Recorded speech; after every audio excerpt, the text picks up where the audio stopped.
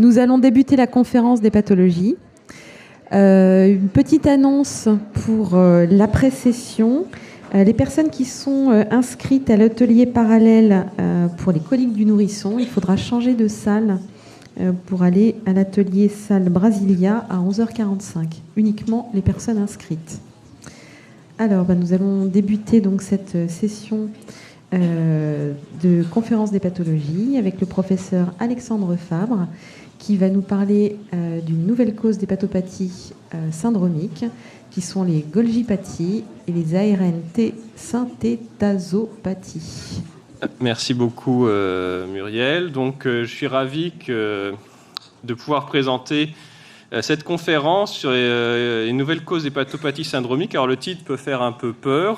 Je vais essayer de rendre un peu plus léger en ayant 5 présentations cliniques qui illustreront ces nouvelles cholestases syndromiques afin de pouvoir mettre en exergue un certain nombre de points cliniques intéressants qui peuvent tous nous intéresser, même si ce sont des maladies relativement rares. Pour commencer, en fait, je vais vous partager une expérience. C'est le patient qui m'a fait découvrir cette entité. Donc, c'est une petite fille. Donc, on était en 2014, née à 29 semaines sur une rupture prématurée des membranes, un petit poids de naissance. Vous voyez, en dépit de la naissance prématurée, elle était au 3e percentile, donc vraiment un petit poids de naissance. Support ventilatoire, entérocolite traité médicalement. Un premier élément un peu étonnant, une masse surrénalienne découverte à l'échographie. Bilan oncologique, mais qui finalement disparaît spontanément, une anémie microcytaire non régénérative. Bon, finalement, bon an, mal an, elle sort à 39 semaines d'âge corrigé pour un poids de 2,730 kg. Dans les suites, une mauvaise prise pondérale, une hypotonie, des épisodes d'hypoglycémie, une hépatomégalie. Elle est donc réhospitalisée à 11 mois de vie et transférée dans notre unité à 13 mois de vie pour la suite de la prise en charge.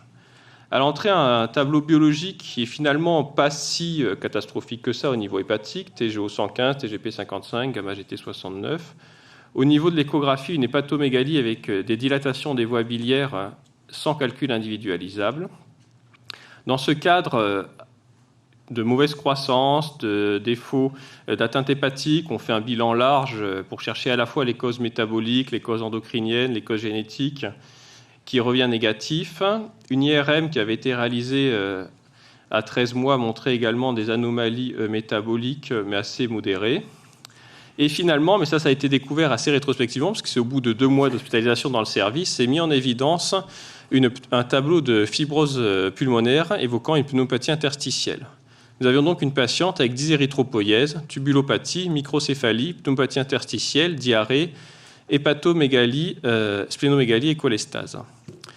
Des prélèvements ont été réalisés, donc ce fait clinique a été publié, donc ça c'est une des planches. Vous voyez, nous avions fait des biopsies musculaires qui avaient montré en évidence des vésicules au niveau des microvacuoles, au niveau des fibres sans anomalie des mitochondries, une biopsie hépatique, je détaillerai après, des biopsies duodénales et de l'estomac qui étaient subnormales, un aspect de pneumopathie interstitielle au niveau des biopsies pulmonaires, un hémogramme normal, mais une dysérythropoïèse, un hémogramme normal, une dysérythropoïèse au myélogramme.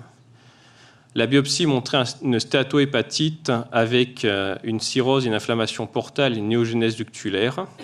Vous avez là la coloration rouge cirrus et des espaces portes inflammatoires. Au total, nous étions embêtés car à ce moment-là, nous n'avons pas de diagnostic. Cette patiente a été passée en trio, en exome, ce qui a permis de mettre en évidence des variants du gène YARS. Alors à cette époque-là, le gène YARS était impliqué dans des Charcot-Marie-Tooth, donc des maladies de neuropathie périphérique de transmission dominante. Donc ceci ne correspondait pas au tableau de notre patiente, mais en refaisant le tour de la littérature, on s'est aperçu que des variants du MARS, donc une autre RNT synthétasopathie, donnaient à la fois des Charcot-Marie-Tooth à l'état dominant, et une maladie multisystémique avec atteinte hépatique et atteinte pulmonaire à la forme récessive. Nous sommes partis du principe que c'était possiblement ça, la piste, d'autant plus que les acides aminés qui sont modifiés chez cette patiente étaient très conservés dans l'évolution, donc évoquant un rôle clé de l'acide aminé à cette position-là. Et nous avons pu mettre en évidence une baisse de la protéine YARS. Donc, nous avions, alors c'est pas que les patients n'avaient pas été décrits, incriminé YARS comme pouvant causer ce tableau multisystémique. Au niveau de l'évolution, nous avons mis en place une AEC, puis une nutrition parentérale. Malheureusement, elle a nécessité une trachéotomie sur l'atteinte pulmonaire. basé sur l'expérience qu'il y avait dans la littérature très récente, parce que c'était en 2015, de l'utilisation de méthionine dans les variations pathogènes de Mars, on proposait une supplémentation en tyrosine. Vous voyez que l'efficacité n'a pas été extrêmement élevée au niveau de la prise en charge pondérale. Malheureusement, elle s'est dégradée. L'atteinte hépatique a persisté avec notamment une hépatomégalie et une hypoalbuminémie, et elle est décédée à presque 2 ans dans un tableau de défaillance multiviscérale. C'est donc ainsi que j'ai pu faire connaissance de ce vaste champ qui sont les ARN-T synthétasopathies. Donc je vais essayer de vous détailler à grands traits les éléments essentiels à connaître. Alors, avant de parler des ARN-T synthétasopathies, il faut parler des ARN de transfert. En effet, vous avez tous en tête le fait que le code génétique parle de l'ADN. L'ADN est transcrit en ARN qui va être traduit en protéines. Et pour cela, vous avez une correspondance entre les triplés de nucléotides et un acide aminé. Mais au niveau de la cellule, cette correspondance est faite par les ARN de transfert. Les ARN de transfert sont des ARN non codants qui ont une séquence d'anticodons qui correspond en complémentaire à la séquence codante. Et pour que chaque ARN de transfert amène le bon acide aminé, il faut qu'il soit accroché, puisque l'ARN de transfert est transcrit à partir de l'ARN, et secondairement, l'acide aminé correspondant à la séquence va être accroché à cet ARN de transfert pour permettre la synthèse protéique. Et ceci est le travail des ARN-T synthétases qui prennent l'ARN de transfert, prennent l'acide aminé et font une liaison entre les deux. Et ces ARN de transfert avec l'acide aminé disponibles vont permettre la traduction protéine. Nous sommes vraiment dans quelque chose de fondamental dans la cellule parce que s'il y a une erreur de l'acide aminé accroché, la traduction sera erronée et donc on mettra un mauvais acide aminé, donc il n'y aura pas une bonne correspondance au niveau du code génétique. Et s'il n'y a pas ces ARN de transfert acétylés avec l'acide aminé, il n'y aura pas de synthèse protéique. Si on regarde globalement, même si ça ne va pas avoir de grandes conséquences pour la suite, il y a 2 grandes classes d'ARN-T synthétase, qu'on appelle la classe 1 et la classe 2, qui globalement se différencient par l'endroit où est-ce qu'elles estérifient, c'est-à-dire qu'elles accrochent l'acide aminé. Si on regarde au niveau de l'être humain, il y a 16 ARN aminoacides, ARN-T synthétase humaine dites cytoplasmiques. Ça signifie qu'elles font cette acétylation, ce transfert d'acide aminé dans le cytoplasme. Il y en a 16 mitochondriales, donc on a 2 jeux en fait de ARN-T synthétase et 3 mixtes qui font à la fois l'acétylation au niveau du cytoplasme et de la mitochondrie. Un certain nombre d'entre elles, même s'il n'aura pas d'impact pour la suite de l'exposé, sont impliquées dans un complexe multisynthétase où est-ce qu'elles sont mises en grand nombre. Ce complexe s'accroît en complexité chez les eucaryotes et a probablement un rôle de manière à favoriser la cinétique d'acétylation et donc la disponibilité des ARN de transfert. C'est en 2003 que la première ARN-T synthétase a été impliquée dans une maladie. Et comme je vous l'ai dit, les premières maladies qui ont été mises en évidence sont des maladies de Charcot-Marie-Tooth, qui sont donc des neuropathies sensitivo-motrices, et dans ce cas à transmission autosomique dominante. Et donc ça, c'est la ligne verte. Vous voyez qu'au fur et à mesure des années, un certain nombre d'ARN-T synthétases ont été incriminés comme étant responsables de ce tableau-là. Puis en 2007, pour les ARN-T synthétases mitochondriales et à partir de 2010 pour les cytoplasmiques, chacune ont été impliquées pratiquement une par an dans un tableau de transmission autosomique récessif multisystémique de pathologie mendélienne. Pour rapidement parler, puisque le reste de l'exposé sera concentré sur les ARN-T synthétases cytoplasmiques, la question du Charcot-Marie-Tooth, qui est donc transmission dominante, est probablement due à un mécanisme différent. Nous verrons que la physiopathologie des ARN-T synthétasopathies récessives n'est pas parfaitement connue, mais probablement plutôt un mécanisme de perte de fonction.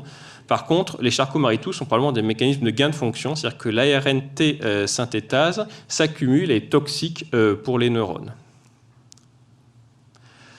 Pour se focaliser sur le problème qui nous concerne, à savoir les atteintes hépatiques et les cholestases syndromiques, je vous présente là une figure tirée d'un article de Fuchs et collaborateurs où ils prenaient, alors chacune des colonnes correspond à une ARN-T synthétase. Alors je ne vous ai pas dit, le code est assez facile, c'est que tous les gènes d'ARN-T synthétase sont ARS à la fin et la première lettre correspond à l'acide aminé qu'elles acétylent, suivant le code en une lettre. Ce qui veut dire que, par exemple, Y pour YARS, c'est la tyrosine, I pour YARS avec un I, c'est l'isoleucine, L, c'est la leucine, et ainsi de suite.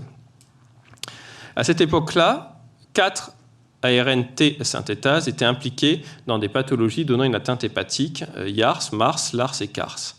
Un an après, le même travail fait par l'équipe de Martin et collaborateurs, qui est également une revue de la littérature, montrait qu'à ce moment-là, 8 ARNT synthétases étaient impliquées dans des pathologies multisystémiques avec atteinte hépatique.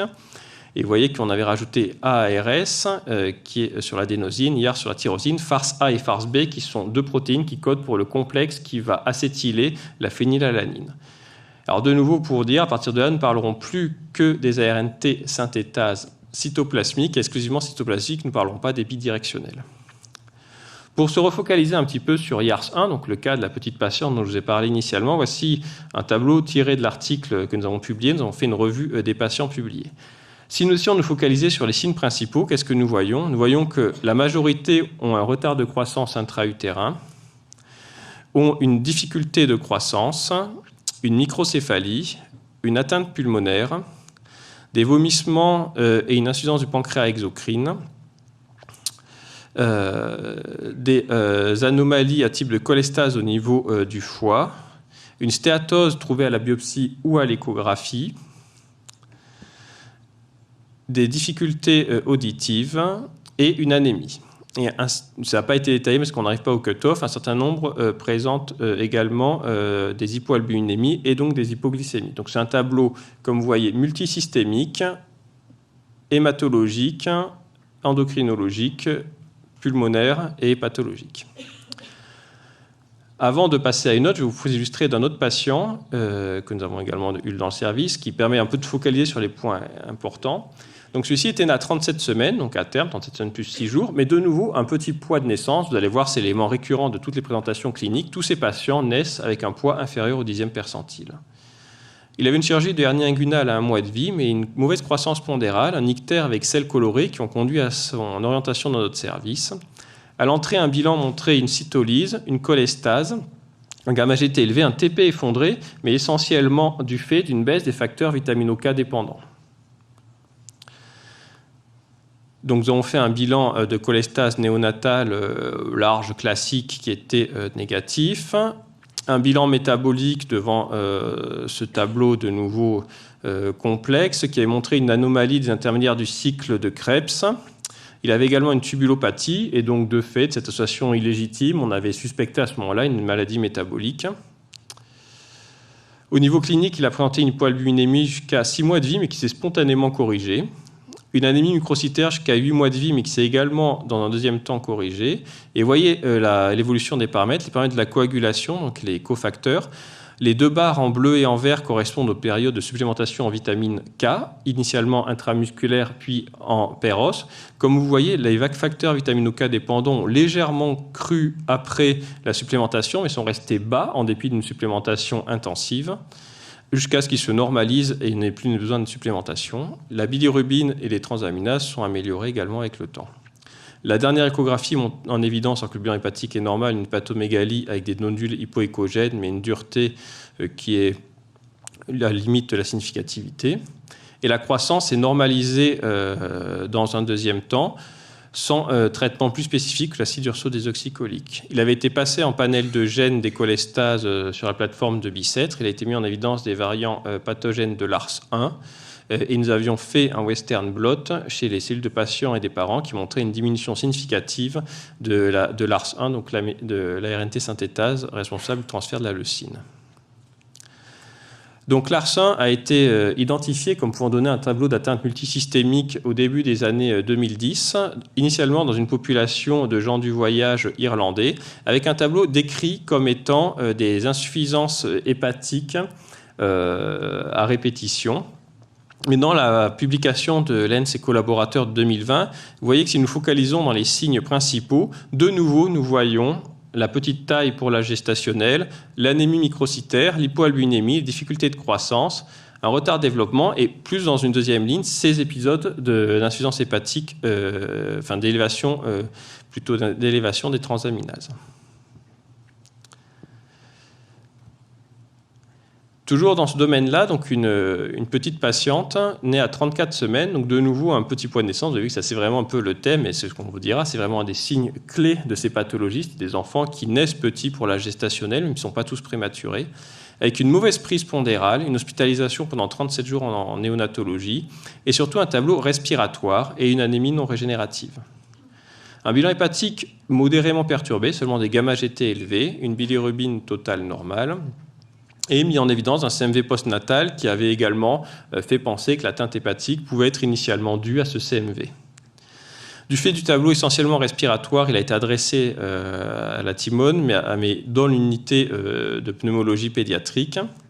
Alors, où est-ce qu'un bilan a été réalisé, mais surtout un TDM à 2 mois de vie avait mis en évidence un aspect en faveur d'une pneumopathie interstitielle diffuse. Une IRM qui avait été réalisée à 1 mois de vie montrait une anomalie à type de pseudokyste et une hypoplasie du corps calleux. Il y a ce tableau de pneumopathie interstitielle, et dans ce tableau de pneumopathie interstitielle, il était déjà connu, puisque c'était il n'y a pas très longtemps, il y avait un panel de gènes de pneumopathie, il a été mis en évidence des variants de Mars qui ont impliqué dans une protéinose alvéolaire, gérandite de la Réunion, puisqu'il y a un effet fondateur où elle a été décrite initialement par l'équipe de Necker. Et l'échographie à 4,5 mois de vie montrait une hépatomégalie stéatosique homogène. Elle a également présenté une hypoalbuminémie, ça c'est un autre trait saillant que vous verrez dans toutes ces patients, c'est que lorsqu'ils évoluent relativement favorablement, cette hypoalbuminémie se normalise avec l'amélioration de la croissance, on a l'impression, vers 8 mois de vie. Une anémie microcytaire arégénérative qui s'est améliorée également vers 8 mois de vie. Du fait des difficultés d'alimentation, une pause de gastrostomie a eu lieu à 4 mois et demi de vie. Elle avait été mise sous oxygène du fait de son atteinte pulmonaire. Mais une supplémentation en méthionine a été proposée, comme vous avez dit, ça avait été évoqué dès 2015 comme pouvant être un traitement de chez ces patients-là, qui a permis un arrêt de l'oxygène 1 mois après. Alors c'est difficile de savoir si ça aurait été l'évolution naturelle ou si la méthionine a permis d'accélérer cet arrêt de l'oxygène. Elle a eu un toupet à 18 mois pour un reflux. La dernière échographie montre une hépatomégalie homogène sans lésion focale, une élastographie normale, un bilan hépatique normal. Donc vous voyez l'évolution de ces gamma-GT avec une normalisation progressive. Un épisode de cytolyse qui a duré à peu près 100 jours, qu'on ne nous explique pas formellement. Le gros pic à 300 jours de vie était dû à une infection, mais celui auparavant n'avait pas de facteur retrouvé. Et une croissance qui s'est également secondairement améliorée, même si le dernier poids de taille est probablement un peu douteux, comme vous pouvez vous en douter. Donc, si on reprend ces déficits en Mars 1, donc, en OMIM appelé Interstitial Lung and Liver Disease, là, c'est une reprise d'un travail d'une de mes internes qui a rapporté les 2 cas de Mars et le cas de Lars qu'on avait sur Marseille. On a repris tous les patients publiés, soit 38 patients. Si on prend les signes présents chez plus de 10% des patients, et même qu'on se focalise sur ceux présents chez plus de la moitié, vous nous retrouvez de nouveau des difficultés de croissance, une dyspnée, une hépatomégalie, une cholestase, une élévation des transaminases, un enfant petit progestationnel, une hypoxémie, puis les tableaux pulmonaires qui vont apparaître. Donc, il y a quand même une communauté, et pour le dernier patient des RNT synthétasopathie que je vais vous présenter là, vous vous doutez, on avait quand même maintenant une certaine suspicion quand ce patient s'est présenté. Ce patient s'est présenté l'année dernière, à l'automne, à 38 semaines, transféré pour un petit poids, pour une mauvaise prise pondérale, surtout un ictère et décoloration des selles. Quand on reprend l'histoire, il était né donc à terme, mais à 1,930 kg, soit pratiquement à 0 percentile, avec une petite taille, un petit PC. Des transaminases et une cholestase à gamma-GT élevée, du fait, donc adressée à 2 mois de vie, du fait de la décoloration des selles, nous avons fait un bilan de cholestase, nous avons même fait une cholangiographie percutanée parce que l'aspect échographique de la vésicule montrait une vésicule de petite taille qui, dans ce contexte-là, nous avait fait craindre notre résidus biliaire qui a été rejetée. Et nous avions réalisé un thorax pour chercher de vertèbres en aile de papillon dans le cadre de l'hypothèse d'un ALL agile. Nos collègues radiologues nous expliquaient qu'il n'y avait pas de vertèbres en aile de papillon, mais qu'il y avait une atteinte pulmonaire des 2 champs pulmonaires.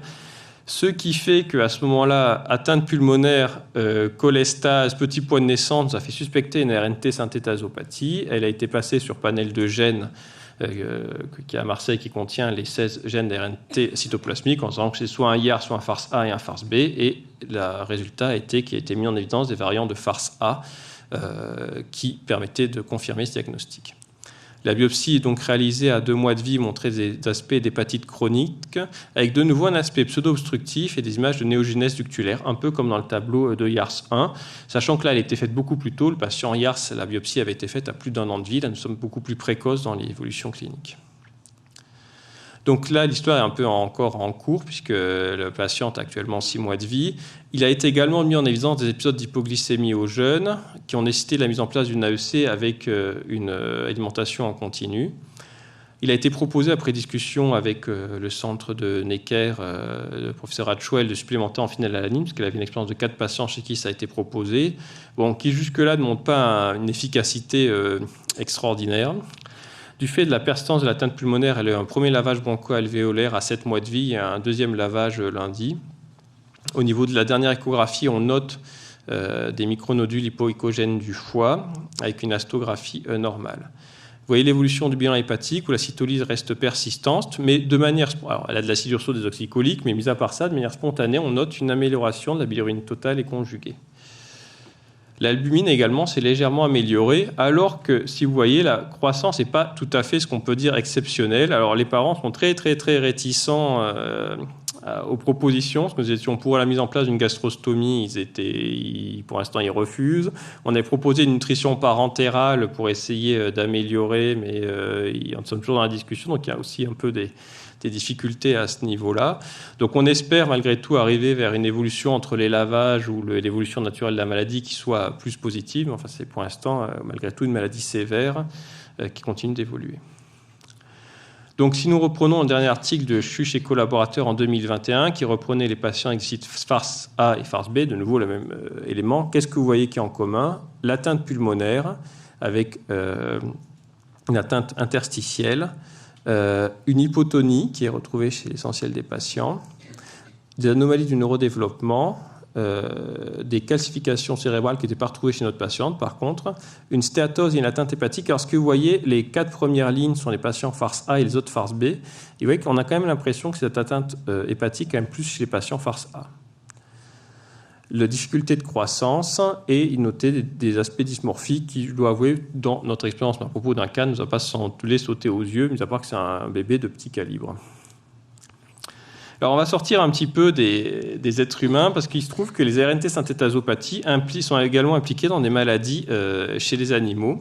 Il y a ce qu'on appelle le syndrome des veaux faibles. En fait, c'est un syndrome qui est présent chez une des 3 races de vaches reconnues comme étant des vaches au Japon, la vache noire du Japon, qui fait partie des fameuses vaches qui vont donner le bœuf de Kobe. Et il a été décrit depuis longtemps qu'un certain nombre de veaux naissent avec un retard de croissance intra-utérin, un retard de croissance, une astasie, c'est-à-dire l'incapacité de se tenir debout, une sensibilité aux infections, une anémie avec dysfonction médulaire et un décès précoce. Là, vous voyez une photo d'un petit veau né à terme. Donc, terme pour les vaches, c'est 288 jours de vie, donc à 296 jours de vie, mais avec un poids de 16 kg contre un poids de 28,4 kg, qui est le poids médian pour les vaches.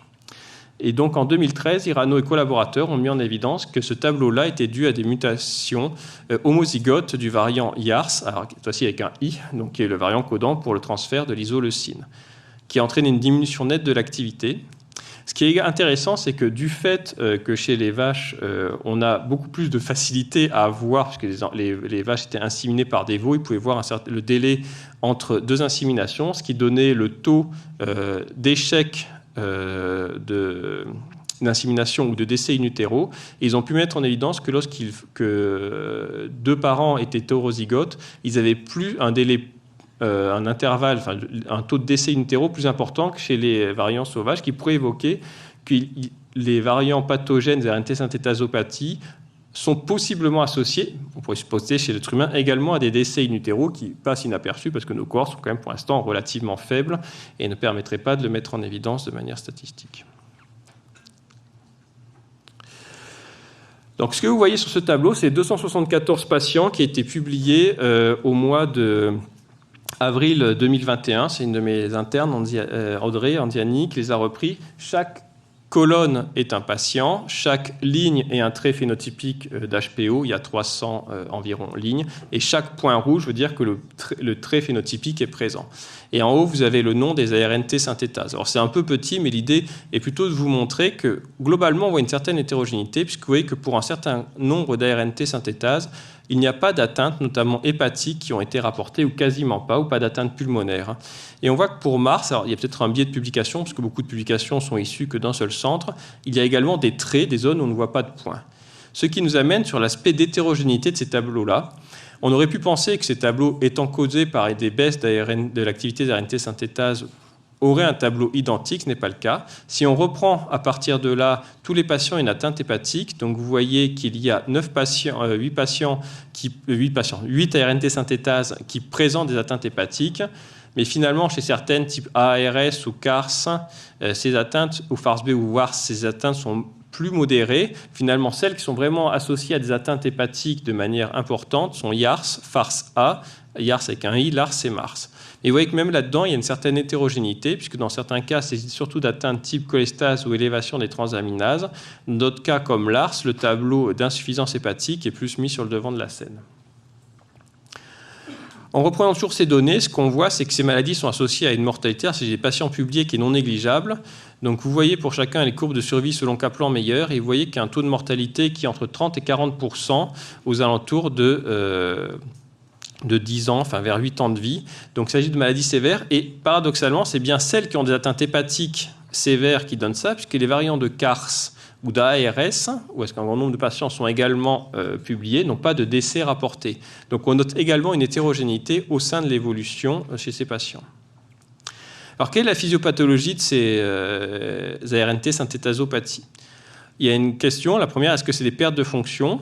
Alors, vous voyez là, c'est de nos papiers de Fuchs qui montrent que, globalement, on a l'impression que ce sont les organes ayant un besoin de synthèse important, le foie, les poumons, le tube digestif, qui sont le cerveau, qui sont le plus atteints. On sait qu'on mesure l'activité d'aminoacétylation dans les cellules de patients qu'il y a une diminution par rapport à la normale. Vous voyez que la majorité sont aux alentours de 30%. Et on sait également que ces ARNT synthétases déficientes fonctionnent encore moins bien à température élevée, ce qui pourrait expliquer les tableaux d'insuffisance hépatique, notamment dans les variants de l'ARS, où est-ce qu'en fait, souvent, ils sont associés à des épisodes fébriles. Et lors des épisodes fébriles, ce que vous voyez, les colonnes noires, il y a une baisse significative de l'activité d'aminoacétylation, ce qui voudrait dire que les épisodes fébriles diminuant les capacités d'aminoacétylation induiraient un phénotype. Donc probablement un phénotype perte de fonction, mais qui n'expliquerait pas cette variabilité énorme phénotypique que l'on voit selon les ARNT synthétases. Certains disent que ces variances sont dues à des fonctions non canoniques. En effet, depuis des travaux anciens, mis en évidence que les ARNT synthétases avaient, au-delà de leur non canonique, c'est-à-dire non liées à l'activité d'aminoacétylation, des fonctions de stimulation du système immunitaire, d'angiogénèse ou de tumorogénèse. Et d'ailleurs, certaines isoformes de ces ARNT synthétases n'ont pas les parties catalytiques et sont également exprimées. Alors c'est un peu plus compliqué parce qu'on a un peu de mal à bien voir, mais ce qui est sûr, ça c'est sur le tableau, l'article je dis qui reprend nos patients Mars et Lars. Si vous regardez le diagramme de Venn qui a les 3 cercles, vous voyez qu'il y a 2 patients Mars, un Lars, et on voit que finalement il y a des points communs, mais même entre les patients Mars, les points communs ne sont pas si importants que ça, puisqu'on a quand même une certaine dissociation entre les patients. Et sur les courbes que vous voyez en bas, en vert, c'est quand les points HPO sont communs. En bleu, c'est quand ils sont spécifiques à Lars et en orange à Mars. Vous voyez que dans certains cas, notamment l'atteinte pulmonaire, est vraiment très spécifique de Mars. Donc avant de parler des hypothèses, c'est en 2015, Atchouet et les collaborateurs avaient mis en évidence que si on supplémentait en méthionine, on augmentait l'activité d'aminoacétylation. Et donc, ceci a été proposé comme étant la seule prise en charge non spécifique de ces traitements. Et effectivement, un papier publié cette année de l'équipe de Necker montre, ça c'est pour leurs patients qui ont un déficit en FARS-A. Donc, vous avez l'augmentation progressive de la quantité de phénylalanine et l'activité d'acétylation. Et vous voyez que la courbe violette, c'est le variant sauvage, donc la courbe normale. Mais vous voyez que même pour tous les patients ayant une mutation, on a une augmentation suivant l'augmentation de la phénylalanine. Et ce qui est intéressant, c'est qu'on dépasse 50%. Or, il semble que 50% soit le taux nécessaire pour l'absence de tableau phénotypique. Enfin, ça, on le sait, parce que les hétérozygotes, qui sont les parents, n'ont pas de traits cliniques. Ce qui veut dire que même une perte de 50% des ARNT synthétases ne se manifeste pas de manière évidente au point de vue clinique. Koch et collaborateurs ont publié leur expérience sur 4 patients avec des résultats qui disent relativement bons. Chaque fois que vous avez un point vert, c'est qu'il y a une amélioration du phénotype. Mais vous notez que pour le patient, le C, qui a un déficit en FARS-B, cette amélioration est beaucoup moins évidente, notamment sur les fonctions hépatiques. Donc, il y a probablement aussi un effet suivant les variants. Et si une activité résiduelle suffisante est laissée, il y a probablement une meilleure réponse qu'en cas de variants non-sens qui vont induire une perte de fonction. Donc, qu'est-ce qu'on peut dire? Quelles sont les hypothèses? Déjà, il s'agit de maladies assez particulières parce que les pertes de fonction totale sont sans doute incompatibles avec la vie. Puisque si vous n'avez pas d'ARNT synthétase, vous n'avez pas d'ARN de transfert et vous n'avez pas de protéines. Ce qui veut dire qu'on est dans un cas d'hérédité particulier, c'est qu'on ne peut probablement pas avoir 2 variants non-sens, si 2 stop, puisque c'est probablement létal. Donc il faut une combinaison de variants hypomorphes qui permettent d'avoir un taux qui va être un peu comme un lit de Procuste, entre 8%, si c'est trop bas, c'est le taux le plus bas, c'est probablement non viable, et 50% qui fait qu'il n'y aura pas de phénotype exprimé.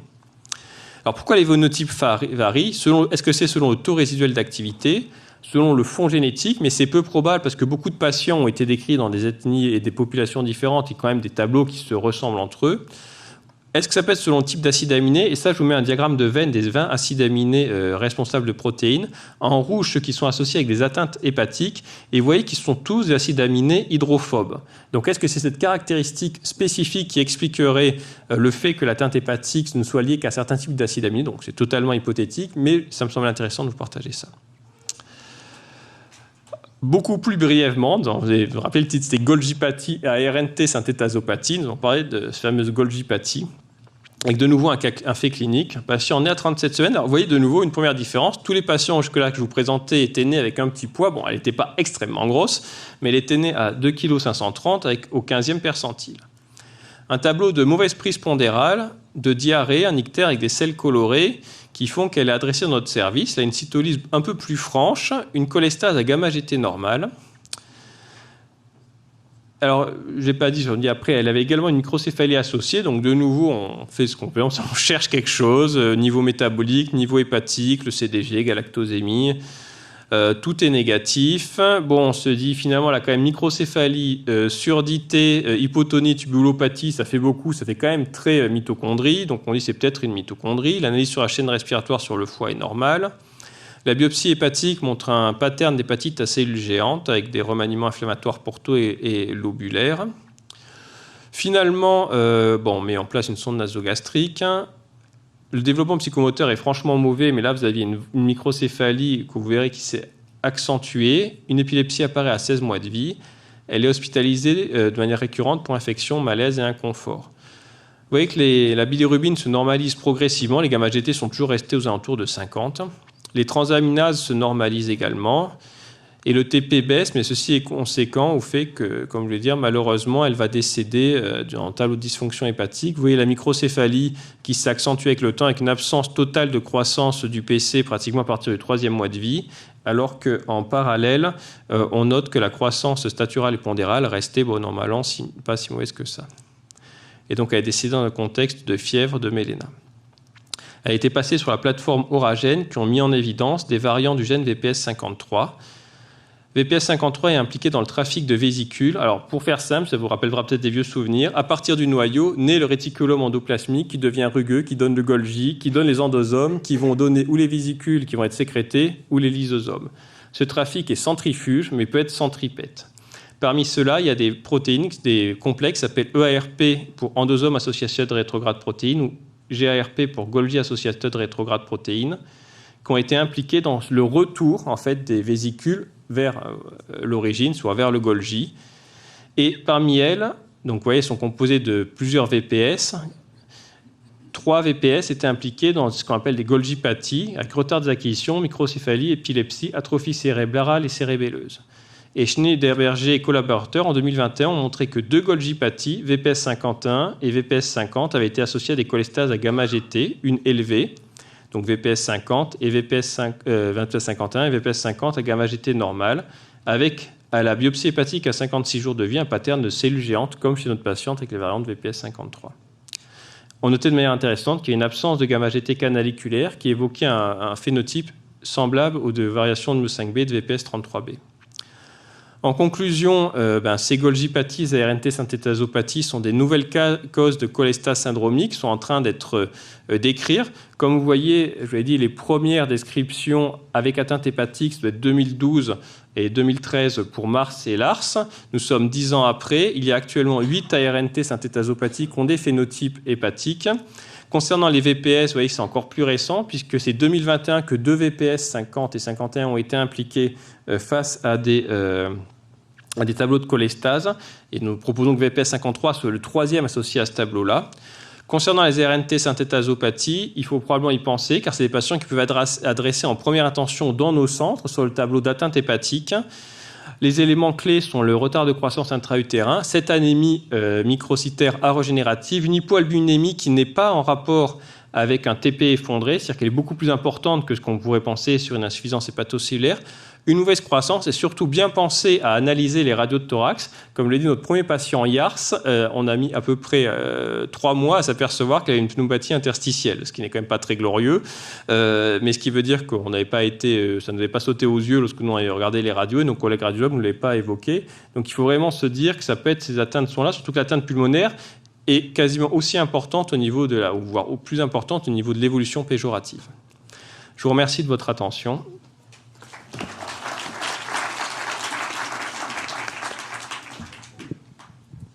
Est-ce qu'il y a des questions pour Alexandre?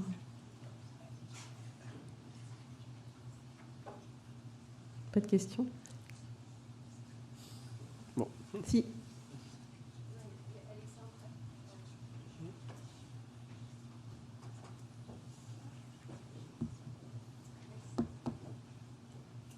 Merci beaucoup, c'était d'une grande clarté. On s'est beaucoup posé la question à propos du déficit en FARSA, de mécanisme de la fibrose, de l'atteinte pulmonaire, et on s'est demandé s'il n'y avait pas un défaut d'autophagie, une inflammation. Et donc, est-ce que chez vos patients, vous avez des évidences qu'il y a une inflammation? On a même essayé de traiter ces patients, d'ailleurs, pour bloquer l'inflammation, sans beaucoup de succès, il faut dire. Donc, comment est-ce que vous interprétez la fibrose qui vient derrière? Est-ce que vous pensez qu'il y a un élément inflammatoire ou rien du tout de ce côté-là? Alors, bon, je suis beaucoup moins à l'aise pour l'atteinte pulmonaire. Je pense, mais c'est dans un modèle de zébrafiche de Lars, ils ont montré qu'il y avait une atteinte type autophagie. Il y a clairement, on peut penser, un problème de protéines, parce qu'on pourrait imaginer un tas de choses, notamment que des protéines aberrantes soient synthétisées, qui vont être taguées pour être détruites, et que ça pourrait contribuer via l'autophagosome à une espèce d'encombrement. Alors après, le vrai problème qu'on a, c'est quand même la différence entre les tableaux, parce qu'on ne s'explique pas pourquoi les FARS et les MARS ont des atteintes type protéinose, les YARS plutôt fibrose, et puis les autres n'ont pas d'atteinte pulmonaire, alors que des taux sont très bas. Donc c'est vrai qu'on a du mal à avoir le lien. On pense que c'est quand même un problème de synthèse, mais je pense que c'est multifactoriel. Je suis aussi très étonné de l'amélioration spontanée de l'hypoalbuminémie. Qui franchement, il ne s'améliore pas si bien que ça sur le plan pondéral. Et puis des fois, on voit que tout rentre dans l'ordre, comme s'il y avait une phase de cut-off. Mais je pense que le taux d'activité est probablement un élément clé aussi. Alors je me dis que ce serait aussi intéressant de faire du MSMS sur le produit de LBA pour voir si on pouvait mettre en évidence les types de protéines qui expliquent cette protéinose. Mais c'est...